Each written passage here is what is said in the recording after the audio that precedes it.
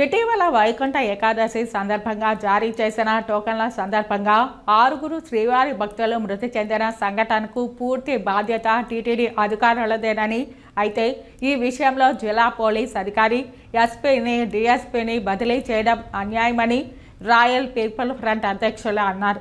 రాష్ట్రంలో ఎవరైతే అధికారంలో ఉంటారో వారి సామాజిక వర్గానికి న్యాయం చేకూరుస్తారని, మిగిలిన వారిని పట్టించుకోరని ఆయన విమర్శించారు. టీటీడీకి వీఐపీలపై ఉన్న శ్రద్ధ సామాన్య భక్తులపై లేదని ఆయన విమర్శించారు.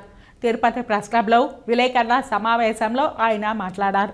ఈరోజు జరిగినటువంటి ఈ దురదృష్టకరమైనటువంటి ఘటనలో పోలీస్ వ్యవస్థ అనేది అక్కడ లేకపోవడం వల్ల ఇంకెంత భయోత్పాతం జరిగింటుందో కూడా మీరు ఒకసారి ఆలోచించుకోవాలి. దీనికి పోలీసులను ఏమాత్రం నిందించకూడదని చెప్పేసి రాయల్ పీపుల్స్ ఫ్రంట్ తరపు నుంచి నేను విజ్ఞప్తి చేస్తూ ఎస్పీ సుబ్బరాయుడు గారి పైన ఏదైతే బదిలీ తీసుకున్నారో ఆ నిర్ణయాన్ని వెనక్కి తీసుకొని తిరుపతికి ఆయన యొక్క అవసరం ఇక్కడ చాలా ముఖ్యంగా ఉంది. ఎందుకంటే మహారాష్ట్రలో కూడా ఎర్రచందనం స్మగ్లింగ్ జరిగితే అక్కడి నుంచి కూడా ఆయన రిటర్న్ తీసుకొని వచ్చినాడు.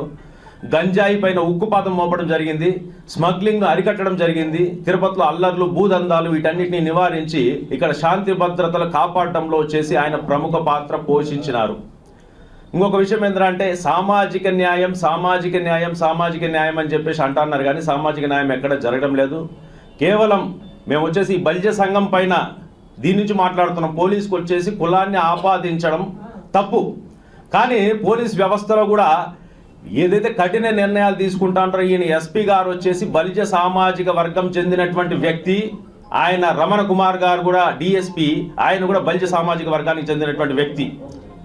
సో వీళ్ళపైన చర్య తీసుకోవడాన్ని మేము వచ్చేసి ఖండిస్తున్నాం. రాష్ట్రంలో ఉన్నటువంటి బలిజ సామాజిక వర్గం నుంచి ఈ విషయాన్ని ఖండిస్తూ తక్షణమే వారిపై తీసుకున్నటువంటి ఏదైతే చర్యలు ఉన్నాయో వాటిని వెనక్కి తీసుకొని తిరిగి వాళ్ళకి పోస్టింగ్ ఇవ్వాలని చెప్పేసి రాయల్ పీపుల్స్ ఫ్రంట్ తరపు నుంచి విజ్ఞపిస్తున్నాం.